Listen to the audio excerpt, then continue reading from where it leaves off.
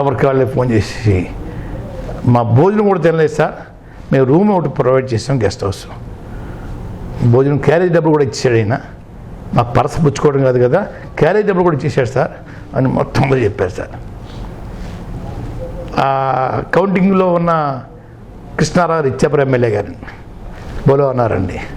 ఏంటి పద్మనాభం తిరగబడ్డాడు, గట్టిగా వాదిస్తున్నాడు, దీని సంగతి ఏంటని అడిగారండి. పద్మనాభం తప్పు చేయలేదే, పద్మనాభం పేరు పెట్టలేదే, నేను ఇచ్చిన లిస్టు వేరు, మార్చేశారని చెప్పి ఎమ్మెల్యే చెప్పాడు సార్. అంటే అది ఎవరు కుట్ర చేశారు? కుట్ర. వెంటనే రామారావు రిలైజ్ అయిపోయాడు. రిలైజ్ అయిపోయి వెంటనే ఎమ్మెల్యే క్వార్టర్స్కి నైట్ 9 గంటలకు అయింది మటన్ విచారణ. కారు పంపించాడు మటన్ ఎమ్మెల్యే క్వార్టర్స్కి, తీసుకురమ్మనండి. అప్పుడు నేను ట్రైన్ ఎక్కేసాను సార్. నాకు ఇది తెలిసి ఏంటి సార్, అక్కడ పనిచేస్తున్న ఒక అబ్బాయి ఆకాశరామన్ అవుతున్నా వచ్చాడు సార్. ఇదంతా జరిగిందంతా ఇలా మీకు వచ్చిన డిస్కషన్ అయింది, చాలా సీరియస్ డిస్కషన్ అయింది. పిట్ట కొంచెం ఘనంగా గట్టిగా ఉంది, పూత కోసేయాలా, తీయండి ఫైల్స్, తీయండి అని పడుకోలేదట రామారావు. జనరల్గా 7 అయితే రామారావు క్లోజ్ చేసేస్తారు సార్, పడుకుంటాడు సార్. ఆయన ఇంట్రెస్ట్ ఉండవండి. అలాంటి 9-10 అయిపోయినా కూడా నిద్రపోలేదట. నా మీద పగ, కసి, ఈ బచ్చగాడు ఇలా నన్ను ఎదురుతాడు. కారు పంపించారండి, నేను లేను, ఎక్కేశారండి. బొడ్డు బాసరామారావు, నేను పరసుబ్బారావు, ఓ సబ్ ఇన్స్పెక్టర్ గారు ఉన్నామండి. ఏసీ ఫస్ట్ ఏసీలో, ఏసీ కదండి ఆ రోజుల్లో, ఏసీ లేదండి, ఫస్ట్ క్లాస్లో. బాసరామరావు సముదాయిస్తున్నారండి. ఆ పీడకాలు ఇంకో బాబు అది ఇదని, మా జీవితాలతో ఆడుకుంటే మీ పీడకాలు అంటారు భాస్కర్ గారు. గాయం మీకు తెలియదండి, నా తగిలిన గాయం అని. ఇంటి దిగానండి, దిగిన వెంటనే పొద్దున్నే ఫోన్ అండి, ల్యాండ్ ఫోన్. ఉపేందర్ గారు, నాదెల భాస్కర్ గారు గుర్తులేదు నాకండి, పద్మనాభం సీఎంగా మాట్లాడుతున్నారు, లైన్లో ఉన్నారండి.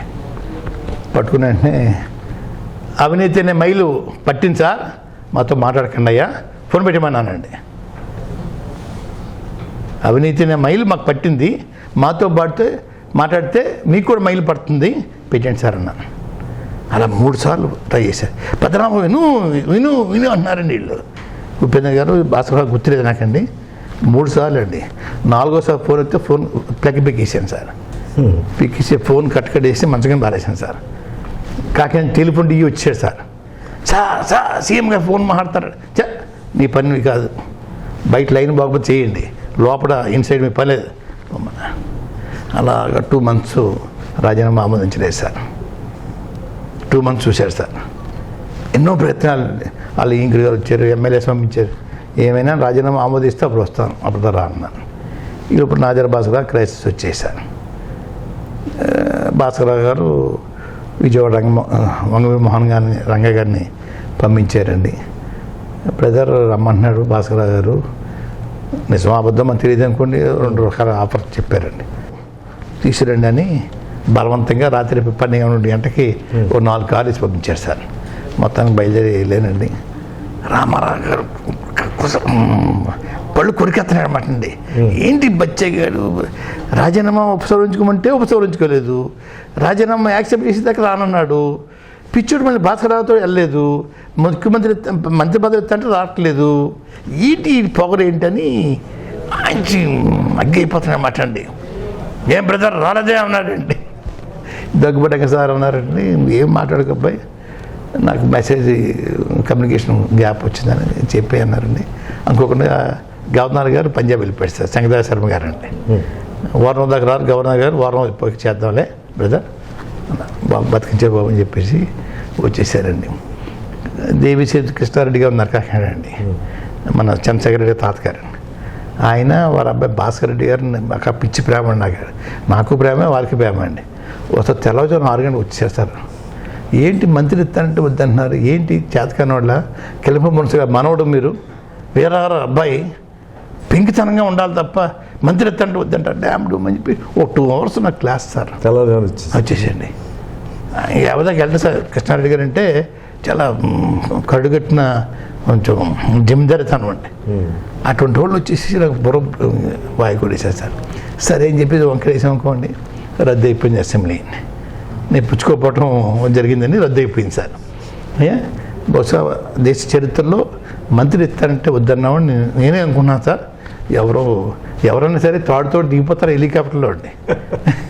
నేను వద్దన్నా సార్. అయిపోయిందండి. 85లో మళ్ళీ అప్లికేషన్ పెట్టలేస్తారు ఎమ్మెల్యేకి. రామారావు గారు కోపెట్టి ఎమ్మెల్యే టికెట్ ఇచ్చారండి. నిలబడ్డానండి.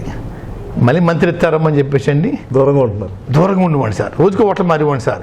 సరోవరం ఒకరోజు అండి, అన్నపూర్ణ ఒకరోజు, సంపూర్ణ ఒకరోజు, ఇలా అటు ఇటు ఇటు మారిపోయివ్వండి సార్. పట్టుకుంటారు నన్ను. ఆ రోజు సెలవు లేదు కదా. లేవండి. మొత్తానికి ఏదైతేనో పట్టుకుని తీసుకెళ్ళారు సార్. ఈ దయచేసి చేయమని గొడవలో ఉన్నాయి కదని ఆ గొడవ అంతా చెప్పుకొచ్చేసారు అమ్మగారు. బ్రదర్, ఎంతో మందితో మాట్లాడుతుంటాను, ఎవడో కూడా నన్ను ఇసుకిస్తారు.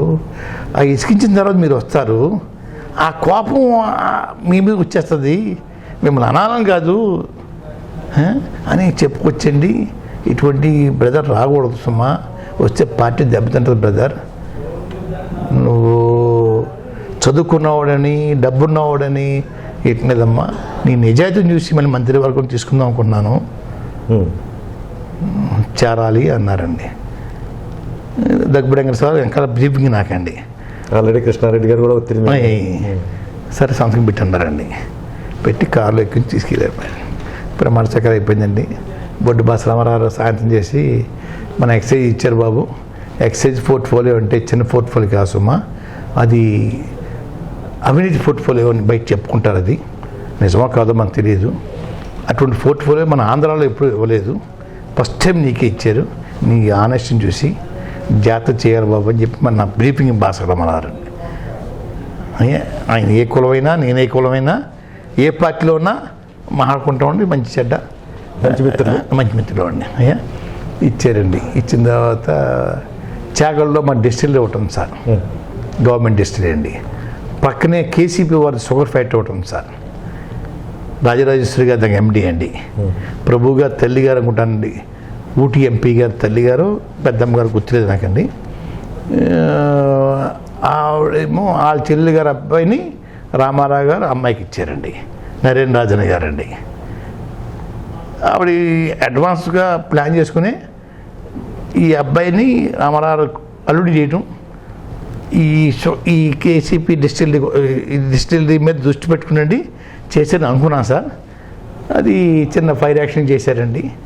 చేసి అమ్మించేద్దాం అని చెప్పి ప్రపోజల్ పెట్టేశారు సార్. నేను నా ఫైల్ వచ్చిందండి, అమ్మడానికి లేదు, ఇది కావాలని క్రియేట్ చేసిన ఫైర్ యాక్షన్ ఇది అని చెప్పి నేను కార్మికుల రోడ్డు మీద పడిపోతాను అమ్మటం అని చెప్తే రామారావుకి వెళ్ళిందండి. రామారావు కొంచెం కోపం వచ్చిందండి, మా వివరాలు అడిగింది అని కొంచెం ఇబ్బంది పడ్డారు సార్ ఆయన. తర్వాత అసెంబ్లీలో కూడా వైఎస్ గారు స్ట్రాంగ్గా గట్టిగా పట్టుకుని నన్ను అడిగారండి. డ్రాప్ అయిపోయాం సార్ అంటే కూడా, డ్రాప్ అవటం ఏంటి, అసలు ఎందుకు అప్లికేషన్ స్వీకరించాలి మీరు అని నాకేమో కొత్త సార్ క్వశ్చన్స్. మంత్రివర్గంలో ఎందుకు డ్రాప్ అవటం అన్న పక్కన పెట్టండి, ఏదైనా ముక్కుసూటిగా మాట్లాడడం. ఆయన నన్ను ప్రేమించవచ్చు వైఎస్ గారు, ఆయన ప్రేమించినా తప్పదని పార్టీ రీత్యా చూసి అయిపోయిందండి, చేసేసామండి. ఆవిడ పట్టుపట్టి నా పోర్ట్ఫోలియో మార్చమని గట్టిగా పట్టుపట్టిందండి. పోర్ట్ఫోలియో మార్చారు సార్, ఎక్సైజ్ చేసేసి ట్రాన్స్పోర్ట్ ఇచ్చారండి. మళ్ళీ తెల్లవారుజాము 3 గంటలకు వెళ్ళి పోర్ట్ఫోలియో ఎందుకు మార్చారండి, నేను ఏ తప్పు చేశాను అని పట్టుకు మళ్ళీ గొడవపడినా సార్. ఎక్సైజ్లో మాత్రం సార్ నాకు ఇచ్చిన స్వేచ్ఛ అండి ఇంకా మర్చిపోలేను సార్. నేను అంత బాగా ఇచ్చారు, అంత బాగా. మాకు ఏం అవసరం లేదు సార్, 1000 ఉద్యోగాలు ఇచ్చాను సార్ రాష్ట్రంలో, 1000 ఉద్యోగాలు సార్. ఈ రోజు ఉన్న ముఖ్యమంత్రికి కూడా చేయలేడు సార్, రూపాయి కూడా తీసుకోకుండా ఇచ్చారన్న పేరు ఉంది.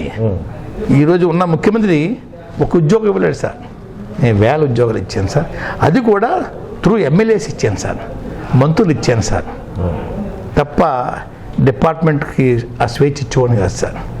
చంద్రబాబు నాయుడు గారు ఉడికిపోయాడు సార్. ఆయన ఏమిటి ఇలా ఇచ్చేస్తున్నావు, ఇది అమ్మేసుకుంటున్నారు, ట్రాన్స్ఫర్లో ఎమ్మెల్యే ప్రకారం చేసుకోండి సార్, ఎస్ఐలు సిఐలు కానిస్టేబుల్స్ అవి కంట్రోల్ పెట్టుకున్నామండి, ఏంటి అన్నీ చేస్తున్నావు నువ్వు అని ఆయన గొడవపడివాడు సార్.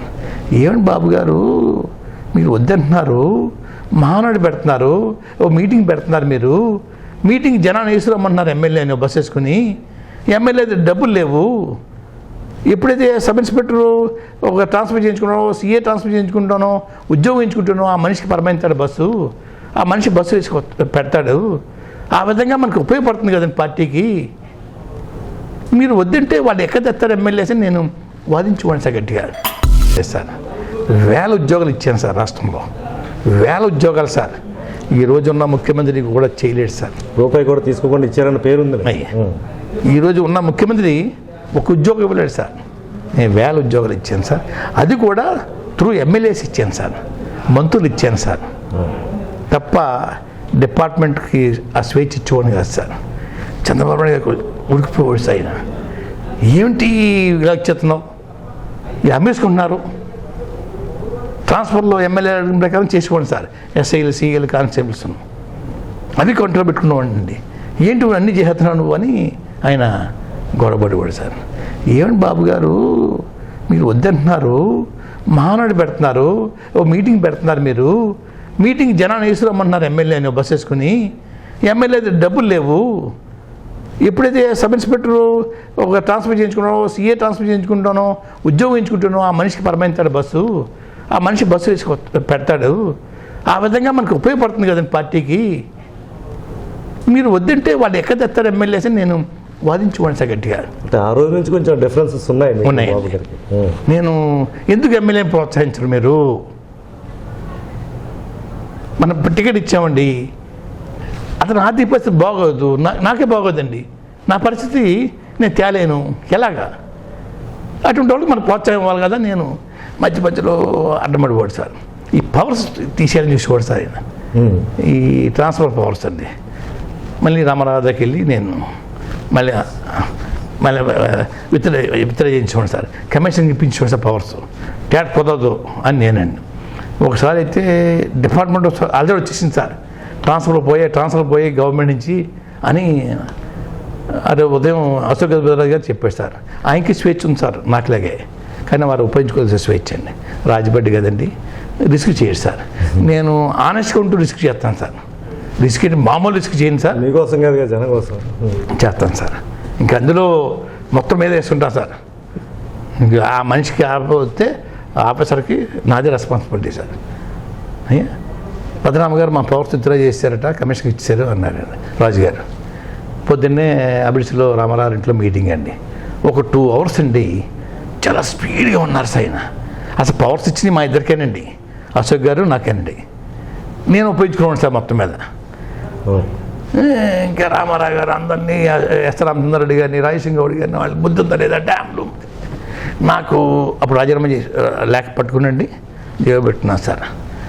వెళ్ళాను మీటింగ్కి అండి, మాట్లాడే అవకాశం ఇవ్వట్లేదు సార్. చూశాను 2 hours అయిపోయింది సార్. ఏకబిగుని వాయించేస్తున్నాను సార్. జస్ట్ గ్యాప్ వచ్చింది సార్. సార్ ఒక 5 నిమిషాలు సార్ అన్నానండి.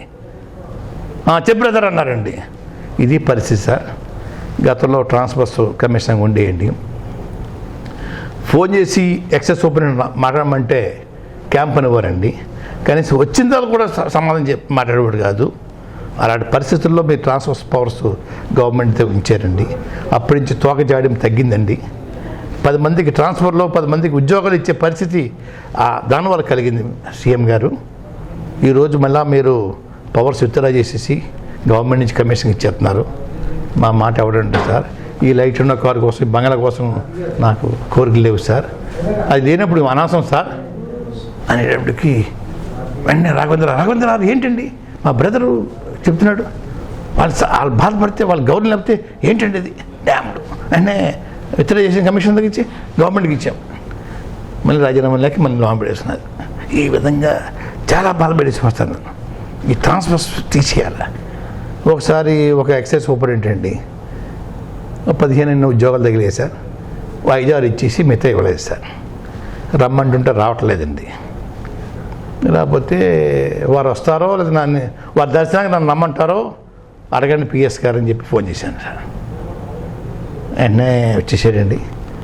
ఏదో చెప్పాడు కదా, సబ్ ఇన్స్పెక్టర్ అడుగుతారు కూడా నేను, కానీ మీకు అవసరం లేదనుకుంటున్నానండి అన్నాడు. ఆ పోస్ట్ వేసే కెపాసిటీ మాకు లేదండి, మాకు ఉన్నది ఇదే ఒకటే, మా ఎమ్మెల్యేస్కి చేసేది ఒకటే. సరే బాబు మీకు అటువంటి పోస్ట్ చేద్ది కానీ వెళ్ళిపోమన్నానండి. వెంటనే అక్కడ ట్రైన్ దిక్కున్నానే ట్రైనింగ్ కాలేజీ వైస్ ప్రిన్సిపల్గా వేసాను సార్. మనకి ఇంకా ఎవరి కాలేజీ మోసుకోవాలి సార్, ఎవరి మనిషిని వేసుకోవాలి సార్. దానికి ఇచ్చేస్తే ప్రెషర్ నాకు ఆ ఎక్సైజ్ సూపరింటెండెంట్ గారు చిరంజీవిగా ఫాదర్ వెంకట్రావు గారండి, వారు ఎక్సైజ్ సీఏ మాకండి, వారిని పిలిపించుకున్నారు సార్ ఎక్సైజ్ సూపరింటెండెంట్ గారు. పిలిపించుకునండి అందరూ కలిసి బెంగళూరు వెళ్ళారు సార్. బెంగళూరు కాదు సార్, బొంబేలో ఉన్నారు సార్ చిరంజీవి గారు. చిరంజీవి గారి దగ్గరికి వెళ్ళారు సార్. చిరంజీవి గారు చెప్పించుకునండి చిరంజీవి గారిని తీసుకుని బెంగళూరు వచ్చారు సార్ బాలకృష్ణ గారి దగ్గరికి, రామారావు అబ్బాయి దగ్గరికి. మళ్ళీ బాలకృష్ణ గారు చిరంజీవి గారు కలిసిండి కోయంబత్తూరు వచ్చేసారు. కోయంబత్తూరు రామారావు అమ్మాయిది ఫస్ట్ నైట్ ఫంక్షన్ అక్కడ అవుతుందండి. చంద్రబాబు నాయుడు అక్కడ ఉన్నారు సార్. నేను ఎంతో చిన్న గొడవ జరిగిందండి జగ్గంపేటలో. మా కుర్రోళ్ళు ఎవరైనా కిడ్నాప్ చేస్తేనండి తీసుకుపోయారు పోలీసులు అండి. దినేష్ రెడ్డి గారికి ఫోన్ చేసి మా కుర్రలేదు సార్ నక్సలైట్ కాదు అంటే ఆ కవర్ కోసం చెప్పి ఫోన్ దగ్గర ఉన్నాను సార్. రాత్రి 2 గంటలకు బాబు గారు ఫోన్ చేశారు సార్. పద్మనాభ గారు చిరంజీవి గారు వచ్చారు, బాలకృష్ణ మా బావ వచ్చాడు, ఆ ట్రాన్స్ఫర్ కొంచెం క్యాన్ చేసేయమన్నారు. నేను చేయను సార్, మొత్తం స్టోరీ చెప్పాను సార్. పవర్స్ లేనప్పుడు సీఎం గారు నాకు పవర్స్ ఇచ్చారండి. ఇచ్చిన తర్వాత కొంచెం డిపార్ట్మెంట్ కంట్రోల్కి వచ్చింది. 10 పనులు చేయగలుగుతున్నా సార్. తమరు మళ్ళీ ఈ ట్రాన్స్ఫర్ క్యాన్సిల్ చేస్తే అందరూ తోకజాడిస్తారు సార్. నేను చేయను సార్. పద్మనాభంగా తప్పదో నేను చేయలేను సార్. ఇంకోటి చెప్పండి చేస్తాను అంటే పొద్దున్న హిమాయత్ నగర్ ఆఫీసర్ అండి మాట్లాడుకుందాం అన్నారు. అక్కడ 2 hours ఇద్దరు పెద్ద వాదరండి ఇద్దరికని. ఎందుకు చేస్తున్నారు ట్రాన్స్ఫర్లు, ఎందుకు ఉద్యోగాలు ఇస్తున్నారు మీరు, ఉద్యోగం 50,000 అమ్ముకుంటున్నారు, ట్రాన్స్ఫర్ 50,000 అమ్ముకున్నారు అని ఆయన ఆర్గ్యుమెంట్ అండి. నేను అలాగే అడ్డంగా ఆలోచించాను సార్. ఇంకా తట్టుకోలేకపోయాడు సార్ నన్ను బాబు గారు. ఇంచతో నా మీద మంచి అభిప్రాయం కలగలేదు సార్ వారికి. ఆ రోజుల్లో కూడా బ్యాక్డోర్ ఆఫీస్ అంతా చూసి ఈ ట్రాన్స్ఫర్స్ విషయంలో ప్రతి శాఖలో ఆయన జోక్యం చేసుకున్నారు. చాలా ఎక్కువ సార్. మొత్తం షాడో ముఖ్యమంత్రి సార్ ఆయన. ఓకే, షాడో ముఖ్యమంత్రి సార్ ఆయన. అయ్యా మొత్తానికి అయిపోయిందండి. మళ్ళా ట్రాన్స్పోర్ట్ ఇచ్చారు సార్. బస్సులు నేషనల్ వచ్చింది సార్. 297 రూట్లు సార్. శ్రీకాకుళం, విజయనగరం, వైజాగ్ జిల్లాలు నేషనలైజేషన్కి ఆర్టీసీ నోటిఫికేషన్ చేస్తారు. దాంతోపాటు డొంక రూట్లు అండి కృష్ణా జిల్లా అన్ని, అవి ఒక 60 రూట్లు అనుకుంటాను సార్. అవి కూడా నోటిఫికేషన్ ఇచ్చారు సార్. అది తర్జన భర్జన అయిందండి. కృష్ణా జిల్లా మానే బ్రదర్ అన్నారండి. సార్ కృష్ణా జిల్లా మానేయటం అన్నది బాగుండదు అన్నయ్య అంటే, బ్రదర్ ఎప్పుడైనా ఆర్టీసీ స్ట్రైక్ చేస్తే మనకు ప్యారలల్ సర్వీస్ ఉందా కదా బ్రదర్, అది డ్రాప్ చేసే బ్రదర్ అన్నారండి.